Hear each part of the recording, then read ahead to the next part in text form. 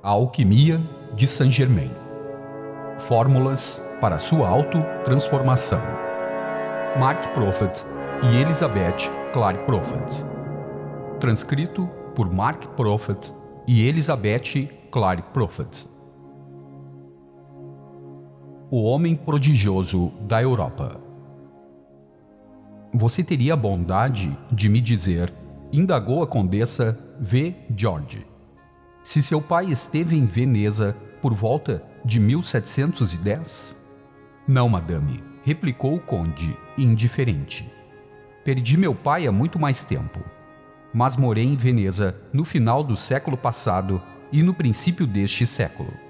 Tive a honra de fazer-lhe a corte nesta época. Queira perdoar-me, mas isto é impossível. O conde de Saint-Germain, que conheci naquela ocasião, contava pelo menos 45 anos de idade. E hoje não aparenta mais do que essa idade. Madame, replicou o conde, sorrindo, eu sou muito velho.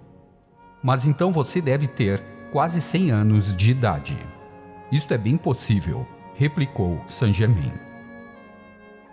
Ele foi o homem prodigioso da Europa, isto nós sabemos.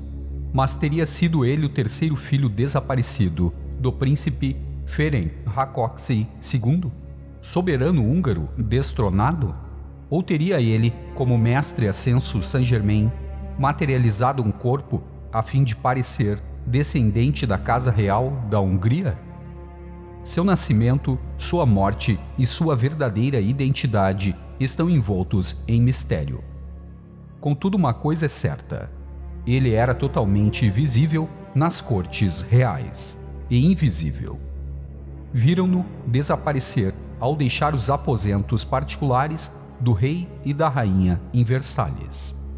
Sem dúvida, seus feitos como conde de Saint-Germain são verdadeiros pontos de exclamação nos diários de notáveis do século XVIII.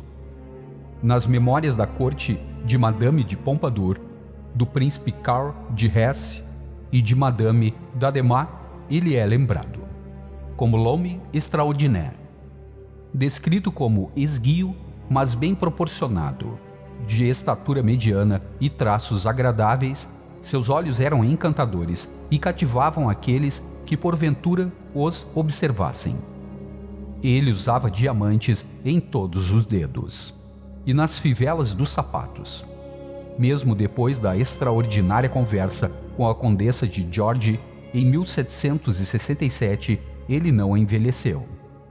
Madame d'Adhémar encontrou em 1789. Era ele mesmo em pessoa. Sim, com a mesma fisionomia que tinha em 1760, enquanto meu rosto estava coberto de sulcos e marcas da decrepitude. Um homem que não envelhecia, um mistério. Aparentemente nada havia que ele não pudesse fazer. Foi admirado como grande filósofo, diplomata, cientista, curandeiro, artista e músico. Conhecia tão profundamente a história que parecia ter realmente vivenciado os fatos que relatava. Madame de Pompadour lembra que, vez por outra, ele recontava anedotas da corte de Valois, casa real francesa de 1328 a 1589, ou de príncipes ainda mais antigos, com tamanha exatidão de detalhes que praticamente criava a ilusão de que ele fora testemunha ocular daquilo que narrava. Seu conhecimento abrangia não apenas o tempo passado, mas estendia-se também a todo o globo. Ele havia viajado o mundo inteiro. Escreveu de Pompadour, e o rei ouvia de bom grado as narrativas de suas viagens pela Ásia e África, e suas histórias sobre as cortes da Rússia, da Turquia e da Áustria. Ele falava pelo menos 12 idiomas, com tanta fluência que era considerado oriundo dos muitos lugares que visitava. Dentre eles incluíam-se o francês, o alemão, o inglês, o italiano, o espanhol, o português, o russo e os idiomas do Oriente. Os sábios e os estudiosos orientais comprovaram o conhecimento do conde de Saint-Germain. Escreveu uma condessa na corte de Luís XV. Os primeiros consideraram-no mais versado nos idiomas de Homero e Virgílio do que eles mesmos. Com os últimos, ele falava em sânscrito, chinês, árabe, com uma mestria que indicava sua prolongada permanência na Ásia. Ele esteve com o general Clive na Índia em 1755, onde disse ter aprendido a fundir joias. Na corte do Shah da Pérsia, em 1737 a 1742, Monsenhor de Saint-Germain exibiu seus talentos na precipitação e aperfeiçoamento das pedras preciosas, particularmente dos diamantes. Ele também viajou ao Japão, segundo seu relato a Madame d'Ademar. É impossível saber que outros lugares ele visitou, pois Saint-Germain aparecia e reaparecia de maneira imprevisível por toda a Europa. No entanto, havia um propósito por trás de todos os atos do homem prodigioso, e suas maravilhas iam muito além da simples genialidade. Ele tinha habilidades curativas e utilizava as ervas medicinais. Alguns especularam ter sido a utilização das ervas, combinada com seus hábitos alimentares simples, que prolongou a vida de Saint-Germain. O príncipe Karl de Hesse escreveu: ele tinha o conhecimento total das ervas e plantas e havia criado medicamentos dos quais fazia uso constante e que prolongaram sua vida e sua idade. Ele deu um elixir a Madame V. George, que durante 25 anos fê-la aparentar ter 25 anos. Segundo relatos da época, ela viveu tanto tempo que passou a ser chamada de a Velha Condessa Eterna. Saint-Germain também prescreveu um chá de ervas para manter a saúde do exército russo e ofereceu-se para curar em 3 dias Giacomo de Casanova de uma enfermidade aguda. O pândego, contudo, declinou das drogas, pois não confiava em ninguém, nem mesmo no mais confiável dos alquimistas, pois já enganara muitos deles. O conde era um virtuose no piano e no violino, bem como pintor, poeta e artesão consumado. Aonde quer que fosse, ele era saudado como estudioso, estadista e bom contador de histórias. Formou sociedades secretas, ocupou uma posição proeminente dentre os Rosa-Cruzes, os maçons e os cavaleiros templários da época, além de escrever o clássico do ocultismo, The Most Holy Trinosofia, utilizando uma mistura de idiomas modernos e hieróglifos ancestrais. Monsenhor de Saint-Germain nunca confirmou nem negou tudo que se dizia a seu respeito. Ao contrário, ele respondia com um sorriso ou uma atitude evasiva estudada. Sua habilidade como alquimista foi louvada por Luís XV, que lhe ofereceu um laboratório e uma residência no Castelo Real de Chambord. E suas demonstrações alquímicas tinham algo de miraculoso, segundo seus cronistas. Madame du Rosset, femme de chambre de Madame de Pompadour, escreveu extensamente a respeito dos prodígios de Saint-Germain. Suas memórias contam-nos que em 1757 o rei ordenou que lhe trouxessem um diamante de tamanho médio que tinha um defeito. Após mandar pesá-lo, Sua Majestade disse ao conde: o valor deste diamante, e como este defeito é de 6.000 libras. Sem a imperfeição, ele valeria pelo menos 10.000. Você se encarregaria de me fazer ganhar 4.000 libras? Saint-Germain examinou a pedra com muita atenção e disse: é possível, isto pode ser feito. Eu o devolverei dentro de 1 mês. Na ocasião aprazada, o conde de Saint-Germain trouxe de volta o diamante sem um defeito e deu ao rei. A pedra estava envolta numa tela de amianto que ele retirou. O rei mandou pesá-la imediatamente e verificou que seu peso diminuíra muito pouco. Sua Majestade então enviou o diamante para seu joalheiro, sem contar nada do que acontecera. O joalheiro ofereceu-lhe 9.600 libras pela pedra. O rei, entretanto, pediu o diamante de volta e disse que iria guardá-lo como curiosidade. Em uma corte europeia, este Merlin, do século XVIII, pediu que trouxessem vários ossos de um cervo e galhos de uma árvore. De posse desses ingredientes, entrou sorrateiramente na sala de jantar de um grande palácio. Algum tempo depois, reapareceu e instou os convidados a acompanhá-lo. Quando as portas se abriram, todos ficaram estarrecidos. No interior do recinto havia uma floresta de cervos pastando em torno de uma mesa carregada de iguarias da alta cozinha. Com a mesma facilidade, Saint-Germain realizou o sonho do alquimista, a transformação de metais vis em ouro. Em 1763, o conde Karl Cobenzl escreveu em uma carta que Saint-Germain realizara, bem diante de meus olhos, a transmutação de ferro em um metal tão belo quanto o ouro, e no mínimo igualmente bom para todos os trabalhos de um ourives. O Marquês de Valbelle relatou ter visto Saint-Germain transformar uma moeda de prata de 6 francos em ouro.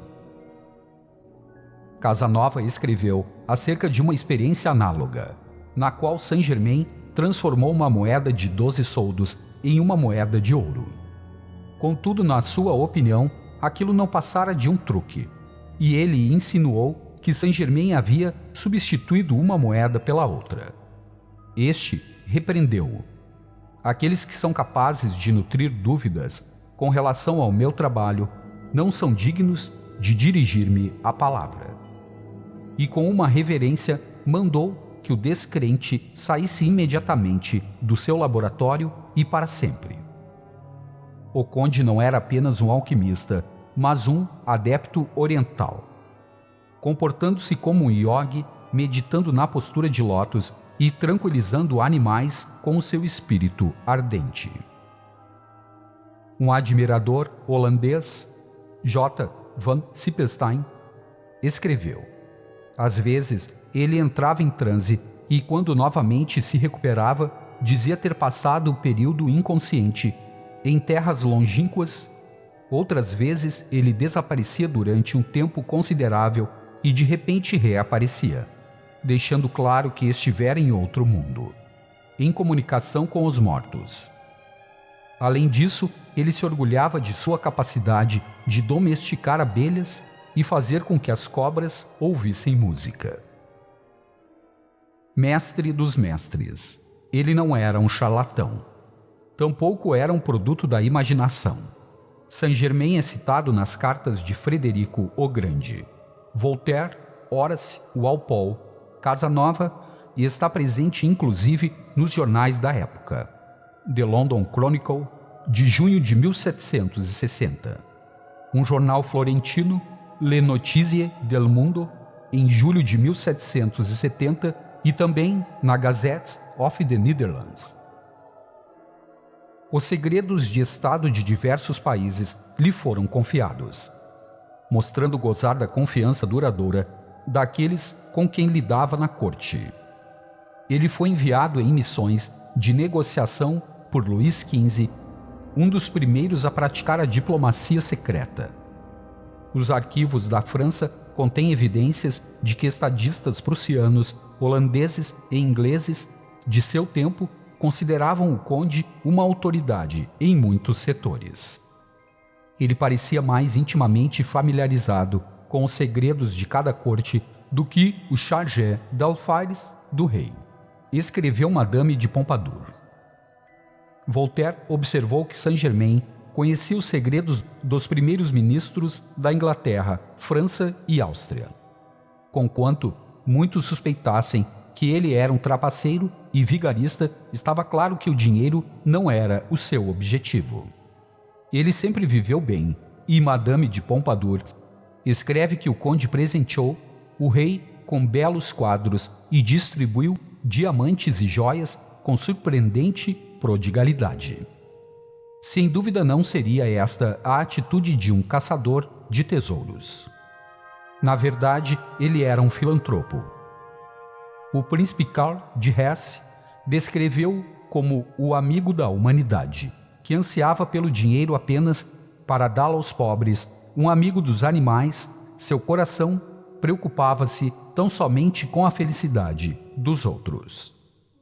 Onde quer que o conhecessem pessoalmente, Saint-Germain deixava atrás de si uma impressão favorável, bem como a lembrança de inúmeros gestos de bondade e, às vezes, de muitos gestos nobres. Um sem número de chefes de família, pobres e de instituições de caridade foi por ele auxiliado em sigilo, escreveu Van Sipestein. Em estudos sobre a alquimia, Saint-Germain explica que na realidade ele precipitava bens para dar aos pobres. Quando servi na Europa para dissipar parte da pobreza e da confusão que ali imperavam, ele escreve: utilizei a alquimia universal a fim de produzir a substância que, conquanto de natureza temporária, atendia a inúmeras necessidades humanas. Mas por que tantas extravagâncias na corte? O que ele estava tentando provar? O conde procurava exatamente galvanizar, com inteligência, senso de humor e sua presença imperiosa e profética, uma era que enfrentava o inevitável fim da velha ordem. Seu plano de ação consistia em estabelecer os Estados Unidos da Europa. Antes que a influência sangrenta da Revolução Francesa nada deixasse de bom ou mal das casas reais da Europa. Outro dos objetivos de Saint-Germain era acelerar o progresso da ciência e da tecnologia a fim de elevar o homem a uma capacidade de maior consciência espiritual. Vez por outra, ele representou o papel de santo padroeiro da Revolução Industrial. O conde Karl Cobenzl testemunhou o desenvolvimento por ele implementado das técnicas de produção em massa, entre elas o branqueamento do linho para que se assemelhasse à seda italiana, o tingimento e preparo de peles que superavam todos os marroquins do mundo, e o mais perfeito curtimento e tingimento de sedas, levadas a uma perfeição até aquele momento desconhecida, o tingimento de lãs, o tingimento de madeira nas cores mais brilhantes, com os ingredientes mais simples e, consequentemente, a um preço bastante razoável. E acreditem ou não, Saint-Germain realmente montou uma fábrica de chapéus para o conde Cobenzl. Iniciou também a produção em massa de seus inúmeros inventos, patrocinando, ao mesmo tempo, outras evoluções tecnológicas. Sou muito necessário em Constantinopla e na Inglaterra, disse a um escritor de memórias, para preparar duas invenções que vocês terão no próximo século, os trens e os barcos a vapor. Seu objetivo aparentemente era ajudar a ascensão de uma classe média, ao mesmo tempo convencendo a monarquia a realizar uma transição suave para a Idade Moderna. Ele realizou o primeiro de seus objetivos, mas a apatia das classes dominantes e as intrigas dos conselheiros corruptos frustraram o sucesso do último. Os monarcas, embora admirassem os feitos miraculosos do conde, declaravam-nos interessantes. Sempre dispostos a deixar-se entreter por ele, esses monarcas não eram facilmente estimulados a agir. Quando se tratava de seguir os conselhos do conde, eles o ignoravam educadamente e seus ministros, corroídos pela inveja, desprezavam-no. Consistiu, um exemplo, a missão secreta malograda de Luís XV. Ele enviou Saint-Germain como seu emissário a Amsterdã para negociar um tratado de paz que poria fim à guerra entre a aliança franco-austríaca e os ingleses e prussianos. Sem demora, o embaixador francês em Amsterdã tomou conhecimento do fato. Ofendeu-se porque o rei pretendia servir-se de um estrangeiro obscuro em seu lugar e queixou-se ao ministro do exterior, o duque de Choiseul, que imediatamente ordenou a prisão de Saint-Germain. O duque não desejava a paz, pelo menos não naquele momento, especialmente uma paz cujo crédito ele não poderia reivindicar. No dia seguinte, diante do rei e de seu conselho, Choiseul expôs a missão assegurando: estou convencido de que ninguém aqui teria a audácia de desejar negociar um tratado de paz sem o conhecimento do ministro das Relações Exteriores de Sua Majestade. O rei, como de hábito, escolheu o caminho de menor resistência. Não desafiou seu ministro nem defendeu Saint-Germain, guardando silêncio sobre a sua participação na questão. Contudo, sua missão de paz, desacreditada, fracassou. O conde conseguiu evitar a prisão. Talvez com o auxílio do rei, ou mais provavelmente, graças à sua própria presciência. O mesmo tratamento continuou a ser ministrado sob Luís XVI, mas desta vez Saint-Germain estava preparado. Em primeiro lugar, pediu uma audiência à rainha. Madame d'Adhémar estava presente e registrou a cena. Ele explicou detalhadamente a Maria Antonieta os detalhes do terror que estava por vir e implorou-lhe que alertasse Luís. Ele disse: ainda se passarão alguns anos numa tranquilidade enganosa. Então, de todos os pontos do reino surgirão homens sedentos de vingança, de poder e de dinheiro. Aniquilarão tudo que estiver em seu caminho. A guerra civil explodirá, com todo o seu horror.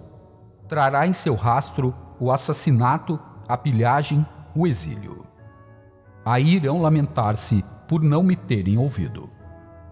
Ele disse à rainha que queria ver o rei sem o conhecimento de Monsenhor de Maurepas, fazendo a seguinte observação a respeito do conselheiro-chefe do rei: ele é meu inimigo. Ademais, classifico entre aqueles que promoverão a ruína do reino, não por maldade, mas por incapacidade, afirmando sua disponibilidade às ordens de suas majestades.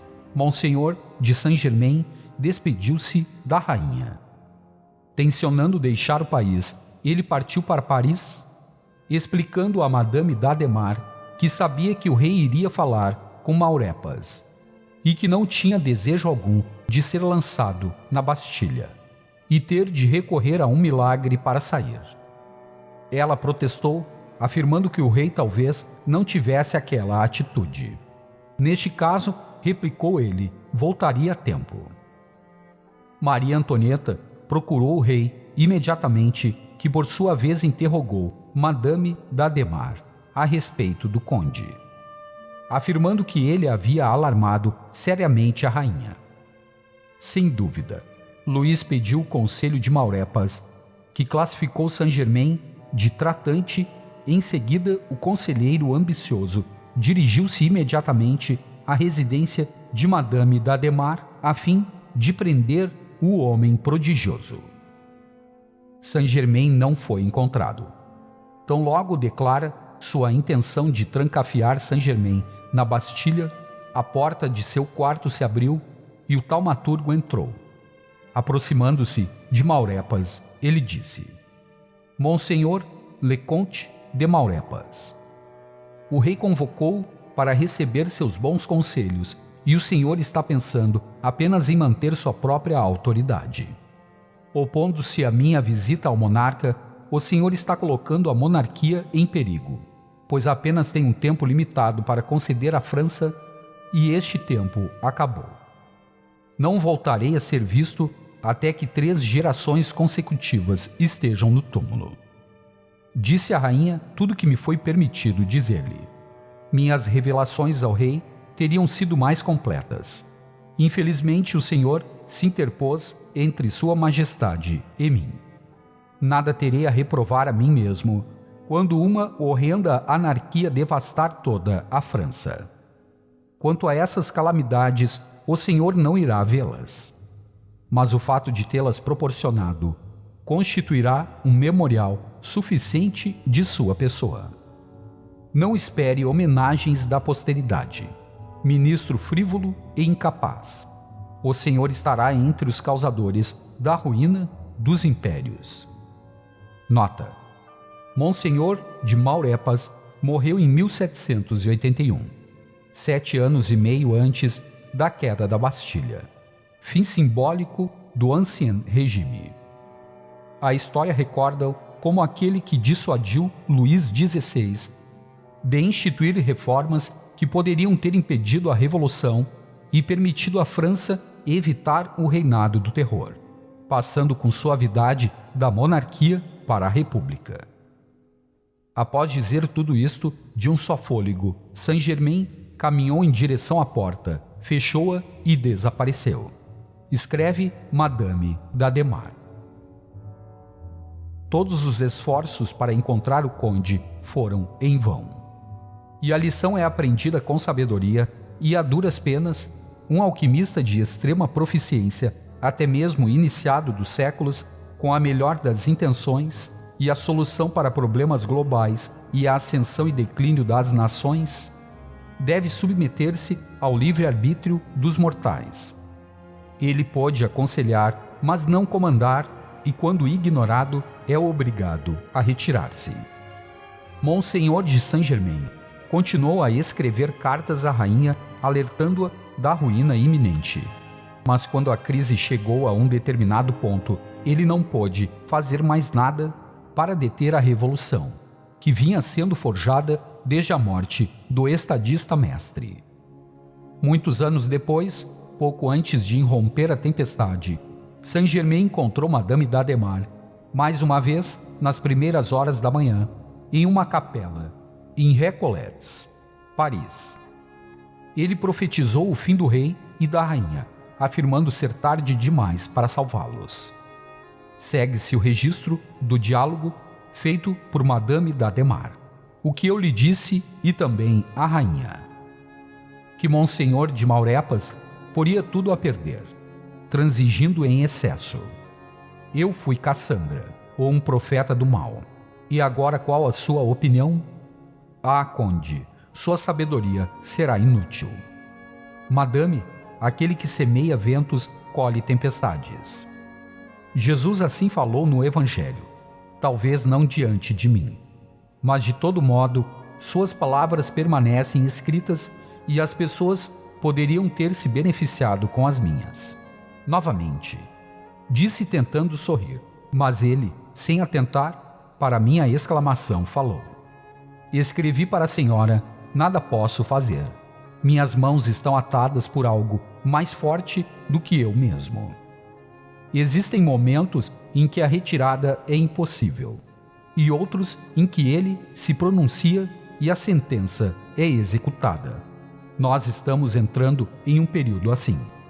O senhor vai ver a rainha? Não, ela está condenada. Condenada a quê? À morte. Ah, desta vez não consegui conter um grito. Pus-me de pé, repelindo o conde com minhas mãos e dizendo, com a voz trêmula: Ah, o senhor também, o senhor. Como o senhor também? Sim, eu como Cazotte. O senhor sabe, coisas de que a senhora nem mesmo suspeita. Volte ao palácio, vá e diga à rainha para tomar cuidado, pois este dia ser-lhe-á fatal. Existe uma conspiração. Planeja-se o assassinato. O senhor me enche de horror, mas o conde d'Estaing assegurou. Ele ficará aterrorizado e irá esconder-se. Mas Monsenhor de Lafayette? Um balão levado pelo vento. Neste momento estão decidindo o que farão com ele. Se ele será instrumento ou vítima. Ao meio-dia, tudo estará decidido. Monsenhor, falei. O senhor poderia prestar serviços inestimáveis aos nossos soberanos se quisesse. E se eu não puder? Como? Sim, e se o senhor não puder? Achei que não deveria ser ouvido. A hora de repouso passou e os decretos da providência devem ser cumpridos. Em palavras simples, o que eles querem? A ruína completa dos Bourbons. Eles irão bani-los dos tronos que ocupam e em menos de um século irão retornar à condição de simples indivíduos em seus diferentes ramos. E a França? Reino, república, império, governos mistos, atormentada, agitada, dilacerada, dos tiranos espertos, ele passará às mãos de ambiciosos sem mérito. Ela será dividida, repartida, cindida em pedaços, e não estou usando pleonasmos. Os tempos vindouros trarão a derrota do império. O orgulho sacudirá ou abolirá as distinções, não por virtude, mas por vaidade. E será a vaidade que os fará voltar a elas. Os franceses, semelhantes a crianças brincando com algemas, e estilingues, brincarão com títulos, honrarias, condecorações, tudo será um brinquedo para eles, até o uniforme da Guarda Nacional. Os gananciosos devorarão as finanças. O déficit atual é de cerca de 50 milhões, em nome do qual está sendo feita a revolução. Bem, sob a ditadura dos filantropos, dos retóricos, dos bem-falantes, a dívida do Estado ultrapassará vários milhares de milhões. Ele se despediu de Madame d'Ademar com as seguintes palavras: desempenharei meu papel mais uma vez e irei deixá-la. Tenho uma viagem até a Suécia, um grande crime está maquinado naquele país, e vou tentar impedi-lo. Sua Majestade, Gustavo III, me interessa, e ele vale mais do que sua reputação. Nota: Gustavo III da Suécia, monarca cujo reinado tornou-se conhecido como o Iluminismo sueco, introduziu reformas tais como o livre comércio e a liberdade de imprensa, fortalecendo ao mesmo tempo a monarquia. Na atmosfera criada por uma conspiração aristocrática contra ele, o rei foi mortalmente ferido por um tiro em março de 1792. Deixando a pequena capela, o homem prodigioso desapareceu. A criada de confiança de Madame d'Ademar, que permanecera à porta da igreja, não viu passar ninguém. Madame d'Ademar, aturdida com as palavras de Saint-Germain, permaneceu na capela e resolveu não alertar a rainha naquele dia, mas aguardar até o final da semana. Mas então já era tarde demais. A profecia de Saint-Germain cumpriu-se em todos os seus surpreendentes detalhes. Madame d'Ademar voltou a vê-lo na Place de la Révolution, em 16 de outubro de 1793, na decapitação de Maria Antonieta. O mestre esteve com ela no fim, assim como estivera com ela desde o começo, zelando pela soberania desde o momento em que ela chegara à França, proveniente da Áustria, para tornar-se a rainha francesa malfadada. Nota: 16ª e última filha do imperador do Sacro Império Romano, Francisco I, e Maria Teresa.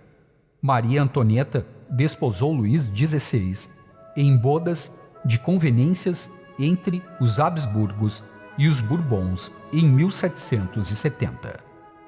Em seguida, Saint-Germain apoiou Napoleão em uma última tentativa de estabelecer os Estados Unidos da Europa. O Petit Caporal aceitou o poder de Saint-Germain, mas não seus conselhos, procurando utilizá-los em proveito próprio, indo além das instruções do mestre. E então Saint-Germain retirou-se, como já estava acostumado, deixando o ambicioso e temerário Napoleão com sua Waterloo. Para Saint-Germain, este foi o golpe de misericórdia. Sua oportunidade para evitar a retribuição devida a uma era havia passado. Assim, o mensageiro místico deixou a Europa. A partir daí, até seu retorno, em 1981, a única voz do destino que o continente iria ouvir ou considerar, seria a do karma. Quando Napoleão era ainda uma criança, Franz Griffer lembra-se das palavras do conde: "É preciso ter estudado nas pirâmides como eu estudei. Ao termo deste século, desaparecerei da Europa e dirigir-me-ei para a região dos Himalaias. Repousarei, preciso de repouso. Exatamente daqui a 85 anos, as pessoas pousarão novamente os olhos em mim. Adeus, eu as amo." A rejeição a Saint-Germain pelas cabeças coroadas da Europa fê-lo partir do mundo visível. E as palavras de lamentação de Jesus poderiam perfeitamente ter sido suas: "Ó Jerusalém, Jerusalém, tu que mataste os profetas, apedrejaste aqueles que te foram enviados, quantas vezes quis eu ajuntar os teus filhos, como a galinha ajunta os seus pintos debaixo das asas, e tu não quiseste." Ele mesmo afirma: "Sempre é assim conosco, povo verdadeiro. Os impostores são bem-vindos, mas fora com todo aquele que afirmar que isto vai passar." Em sua dedicação à causa da liberdade do mundo, Saint-Germain trabalhava diligentemente em inúmeras frentes, não conseguindo assegurar a atenção da corte da França e de outras cabeças coroadas da Europa. Disse ele, através de seu mensageiro do século XX, Mark Prophet: "Voltei-me para o aperfeiçoamento da humanidade em geral, e reconheci existirem muitos que, famintos e sedentos de integridade, seriam de fato preenchidos com o conceito de uma união perfeita, que os inspiraria a dominar o novo mundo e a criar uma união entre os Estados soberanos. Assim, os Estados Unidos nasceram como um filho de meu coração. E a Revolução Americana constituiu o meio de promover a liberdade em toda a sua glória, manifestando-se de leste a oeste." Mesmo antes do colapso na França, Saint-Germain já se dedicava à formação de uma união mais perfeita das 13 colônias. De acordo com a tradição, no dia 4 de julho de 1776, ele influenciou um dos signatários da Declaração da Independência, que proferiu um discurso apaixonado, incentivando os patriotas: "Assinem aquele documento." Em reunião em Cambridge, Massachusetts, ele, o misterioso e velho professor, inspirou a criação da bandeira. Ao longo da Revolução, ele protegeu o general George Washington e, chegado o momento, ungiu o mestre maçom como primeiro presidente dos Estados Unidos da América. Fiel à sua palavra, Saint-Germain reapareceu em fins do século XIX para auxiliar os mestres M. El Morya, K.H., Kut Rumi e Serapis Bey na fundação da Sociedade Teosófica. Na década de 30, Saint-Germain entrou em contato com Guy, Jedna, Ballard e deu-lhes as iniciações e revelações por eles registrados nos livros Mistérios Desvelados, A Presença Mágica e os Discursos do Eu Sou. Em 1958, o mestre ascenso El Morya, em nome de Saint-Germain, fundou através de Mark Prophet The Summit Lighthouse em Washington, para continuar a publicação dos ensinamentos dos mestres ascensos e manter contato semanal com seus discípulos em todo o mundo através de cartas chamadas Pérolas de Sabedoria. Sob os auspícios de The Summit Lighthouse, Saint-Germain patrocinou em seguida a Fraternidade dos Guardiões da Chama, oferecendo lições graduadas sobre lei cósmica àqueles que desejassem juntar-se a ele, guardando a chama da vida para a humanidade. Saint-Germain ditou os estudos sobre alquimia em 1962. Estudos intermediários sobre alquimia surgiram em 1970. Trilogia sobre a chama trina da vida foi apresentada pelo mestre como uma transição entre os dois primeiros, enquanto que a alquimia da palavra representa a sua tutela sobre as nossas almas, através de revelações e interpretações comunicadas durante os últimos 25 anos de nosso serviço juntos.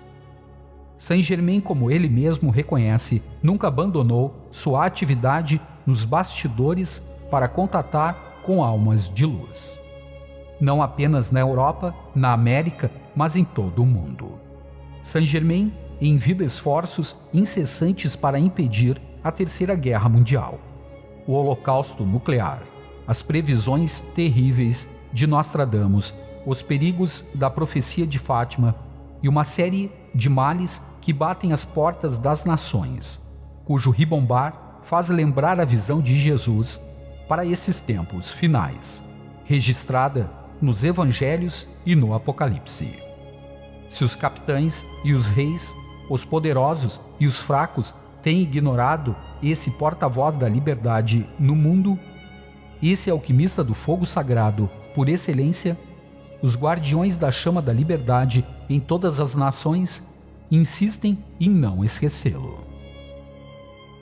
Em determinado ponto de sua carreira, perdendo a fé nas classes dominantes e em qualquer capacidade que porventura elas pudessem ter para modificar o rumo da história, ouviu-se Saint-Germain exclamar: ó, deem-me 10.000 faxineiras, capazes de entregarem-se fielmente à causa. Com elas lhes mostrarei como modificar o mundo com a verdade divina. E assim foi, através de pessoas simples, que o Senhor e Abraham Lincoln também amavam a missão de Saint-Germain de promover a liberdade individual, a paz e a iluminação na Terra. Continua a todo vapor e sem paralelos na história da humanidade. Ele apresenta uma mensagem e um movimento mundial, originário do povo. Ele chama este movimento sua revolução iminente da consciência superior. Todos os amantes da liberdade na Terra, todos os espíritos estimulados pela chama da liberdade merecem conhecer seu nome, estabelecer contato com seu coração, estudar suas obras e apoiar sua causa, que é a causa de todos os povos do planeta Terra.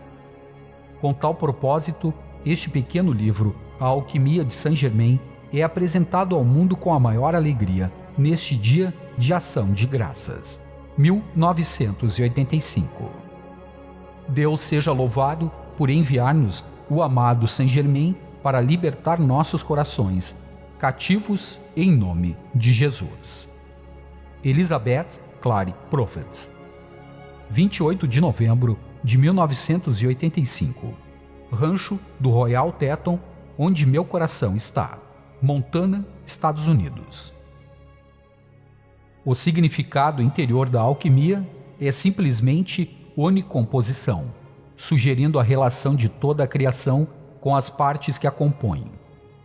Assim, a alquimia, quando corretamente entendida, trata do poder consciente de controlar as mutações e transmutações no interior da matéria e da energia, até mesmo no interior da própria vida. É a ciência do místico e o ponto forte do homem realizado que buscou e descobriu ser uno com Deus, dispondo-se então a representar seu papel. Saint-Germain. Livro 1. Estudo sobre a alquimia, a ciência da autotransformação. Saint-Germain. Muitas manhãs eu contemplei, magníficas, acariciando os picos com olhar soberano, com áureo, o rosto beijando os verdes prados pálidos e regatos, dourando com celeste alquimia. Shakespeare, Soneto 33. Capítulo 1.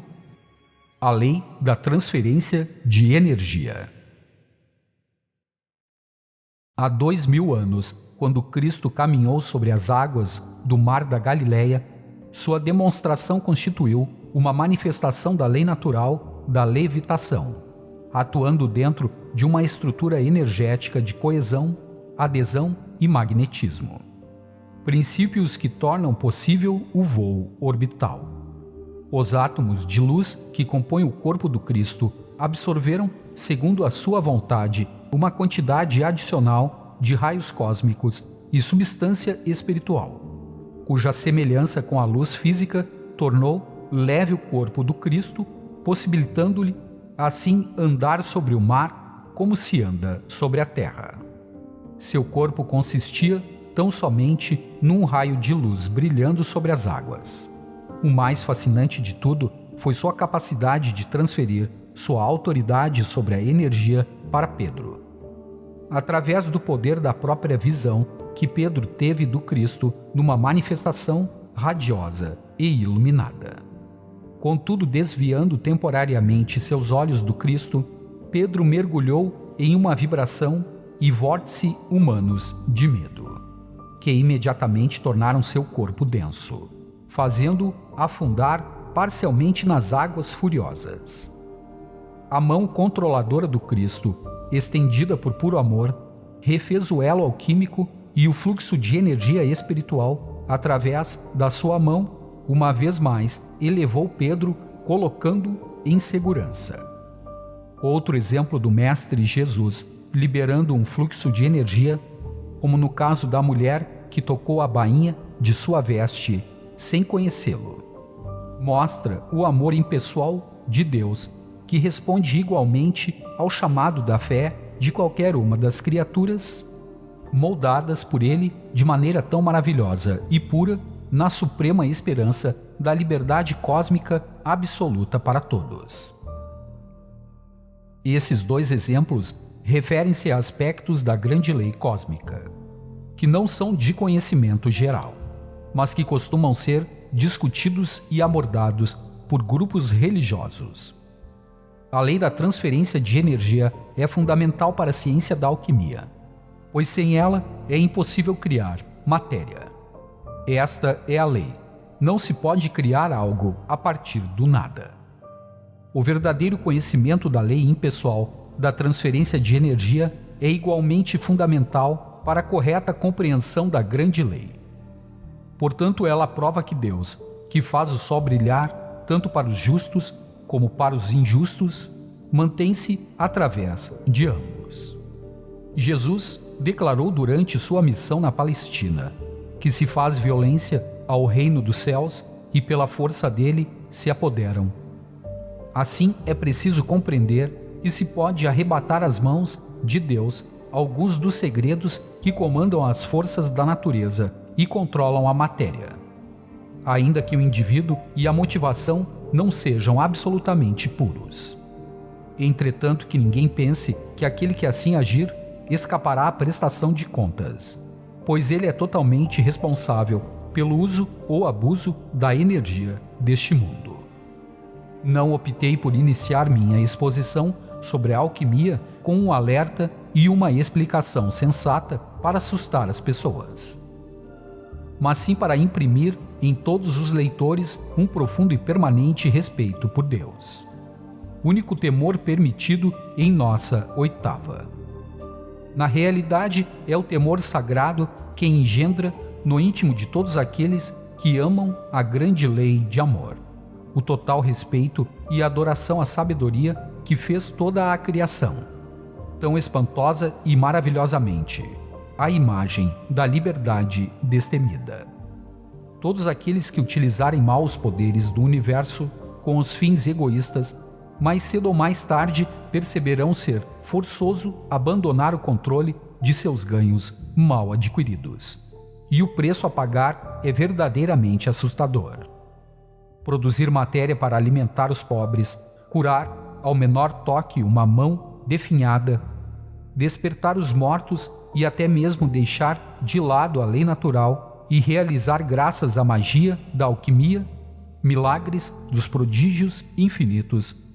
Esta afigura-se aos olhos da humanidade a máxima utilização da graça celestial.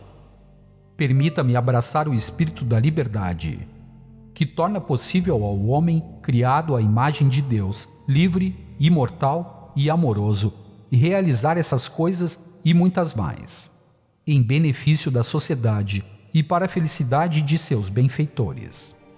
Mas, acima de tudo, permita-me louvar o uso adequado da ciência divina abençoada da alquimia espiritual. O alquimista milenar sempre foi uma figura pitoresca, até mesmo para seus próprios contemporâneos. Entretanto, o tempo acrescentou à sua imagem uma glória muito maior do que aquela que ele porventura tenha possuído, sobretudo quando são abordados os aspectos do mistério. É nas graças simples da vida que os homens encontrarão sua liberdade. Embora os aspectos mais complexos constituam expressões progressivas das leis da vida que ampliarão o bem-estar desta terra e de todos os seus povos, utilizando todo o bem em favor do mundo adorável da liberdade, inconcebível até mesmo para as mentes de um novo Atlante. O mesmo se aplica à sociedade mundial. Passaremos agora a considerar o indivíduo e seu papel na utilização da alquimia. O significado interior da alquimia é simplesmente composição do todo, sugerindo a relação de toda a criação com as partes que a compõem.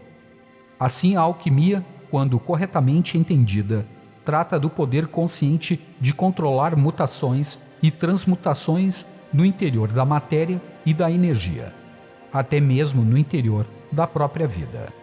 É a ciência do místico e o ponto forte do homem realizado, que buscou e descobriu ser uno com Deus, dispondo-se então a desempenhar o seu papel. Ao longo dos anos, os homens têm procurado glamorizar-me com a sedução da distância no tempo e no espaço que sempre confere fascínio à visão.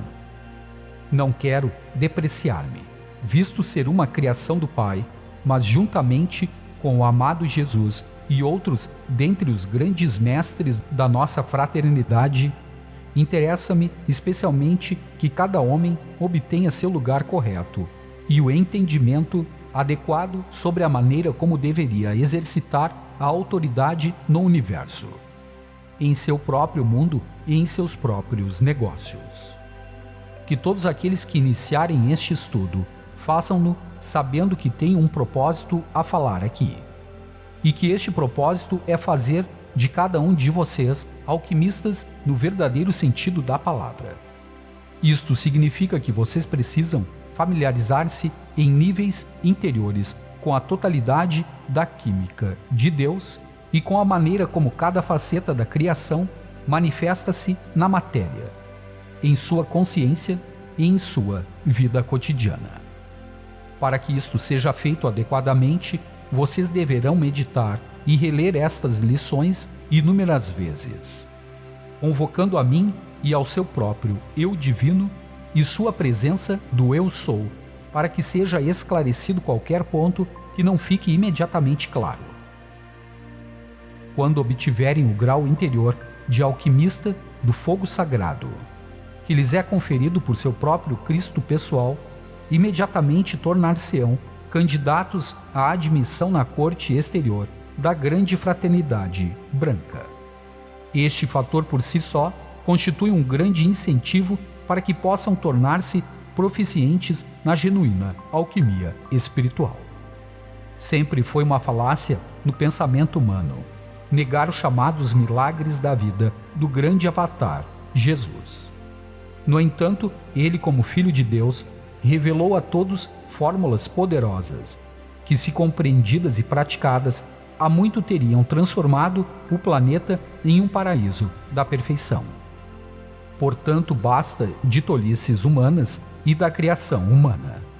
Como teria dito Shakespeare: saia o que é velho, a decadência e o bolor, dessa massa informe, entre então a vastidão eterna, de um espírito desacorrentado, ser de tamanha liberdade que o movimento parece, apartado até mesmo da realidade, e proteja a imagem da eterna esperança na mais diminuta gema ou gota de orvalho, engastada em uma flor perfeita.